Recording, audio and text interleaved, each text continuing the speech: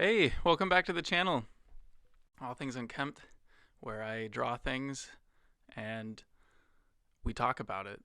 Um, as you can see, I've got this beautiful backdrop back here that actually my wonderful wife worked on for our wedding.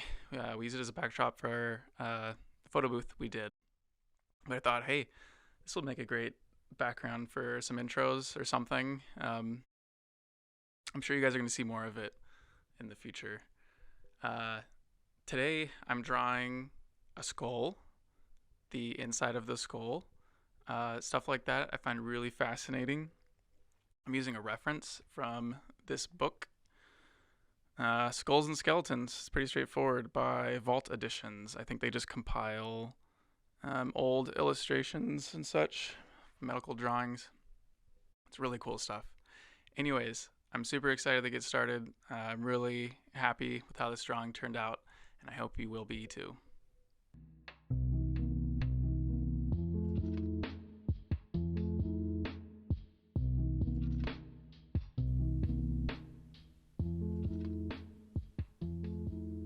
All right, here we go. Starting off this drawing.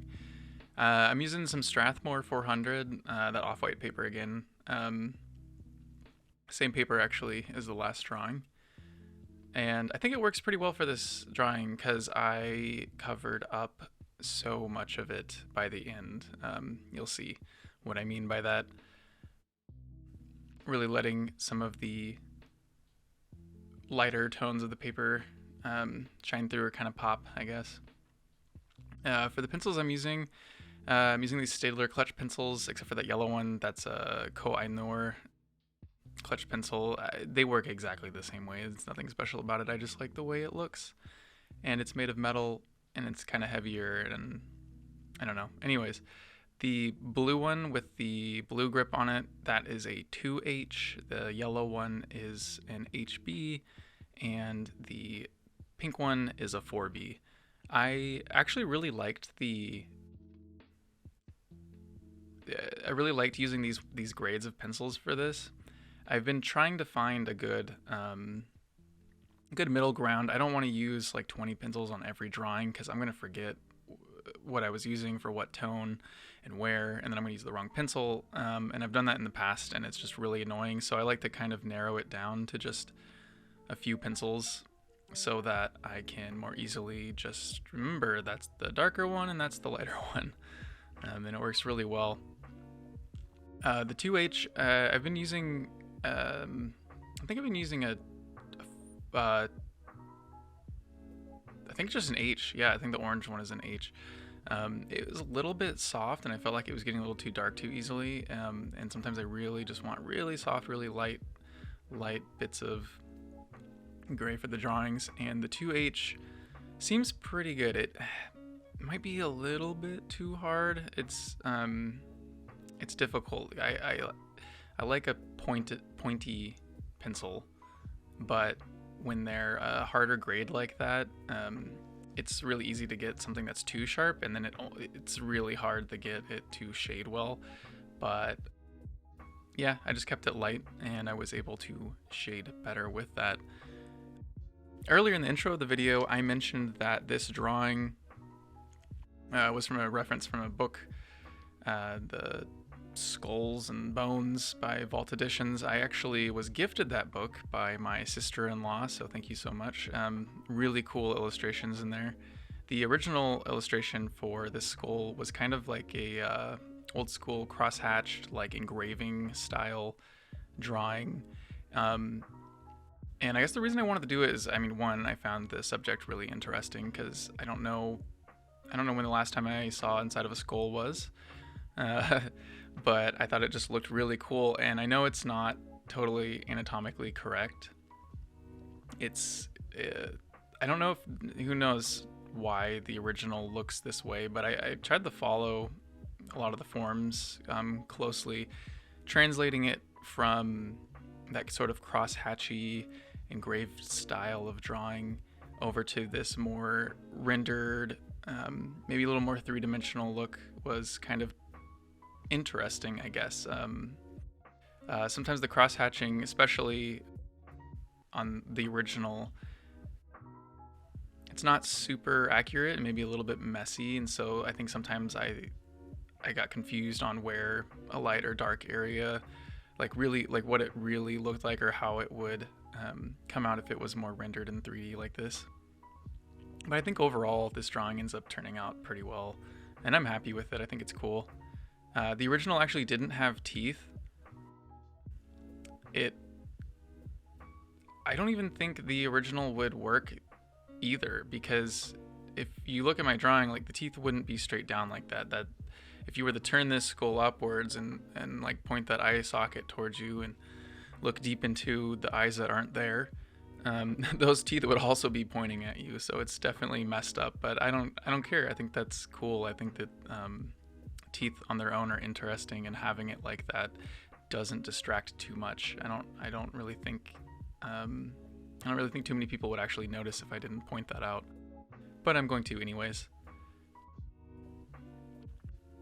Going along with this drawing, this was the first drawing in the new studio.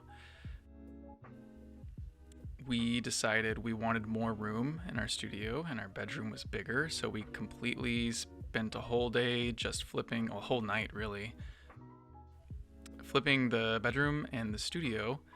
Didn't take too long. You know, we kind of knew how we wanted things to be set up already, so we just went ahead and kind of just went for it.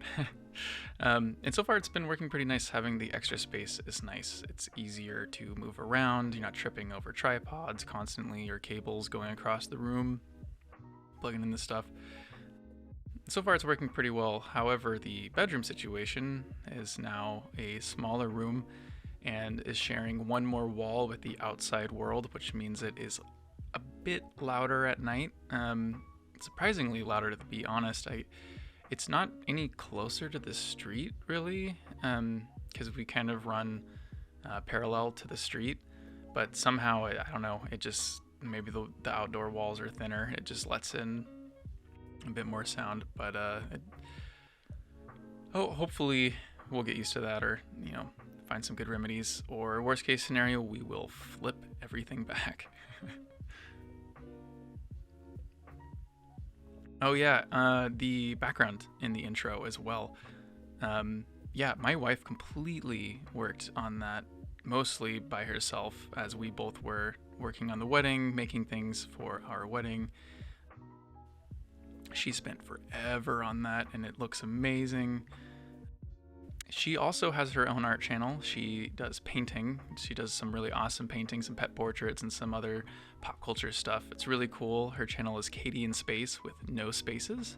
Yeah, go check her out if you like painting or you're interested in that. Most of my work's all black and white, and hers is a little bit more interesting, to be honest. We both use the studio. We both share the studio space, so it's not just me in here.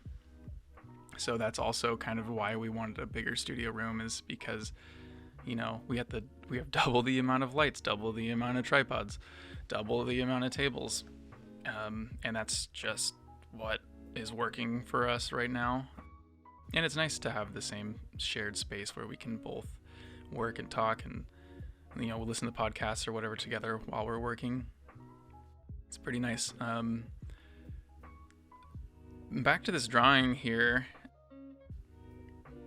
I found it really interesting that I don't know, I didn't really know what I was looking at half the time. I didn't know there was all these ridges and stuff, I'm assuming below your brain. That big black patch in the middle right there is the hole in the back of your skull that goes down. It's where your spine connects. Your spinal cord connects to your brain. So that's always interesting. I think all these little other holes are probably stuff for veins and maybe some other cables that hook up to your brain. Something like that. I don't know. Maybe those are the ports for the Matrix. I finished this drawing in 8 hours. I don't know. That's about the target I think I was looking for. Man, I really think if I had spent a little bit more on it, it probably would have been rendered out a little bit more realistically, but I'm not too bothered by it. I honestly am just happy with the speed I am at right now. I heard an artist today say something that I thought was interesting. Was it's not the amount of brushstrokes that you make or the amount of time you spend on the brushstrokes, but it's the amount of effort you put into the brushstroke. And that's kind of where I'm at. I'm trying to find the best way that I can put effort into a drawing, and everything I do is what I want to do, is the stroke I want to show. I don't want to be erasing constantly. And I don't know, I'm getting pretty happy with it, with the speed I'm being able to achieve lately. Here's what I was talking about the background. I wasn't sure at first if I wanted to do that. I liked the idea of it being a narrower drawing, and I've really been enjoying having these sharp edges when I pull the tape off at the end here in a minute. But yeah, I just use a bunch of graphite powder. That's all graphite powder from sharpening these pencils.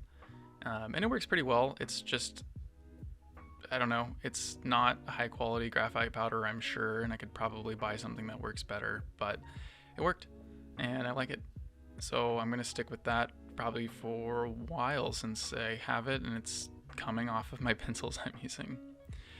Anyways, we're getting to the end of the video here and taking off the tape.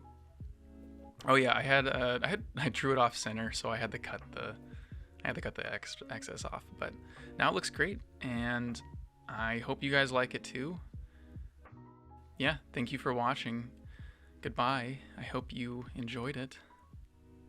See you next time.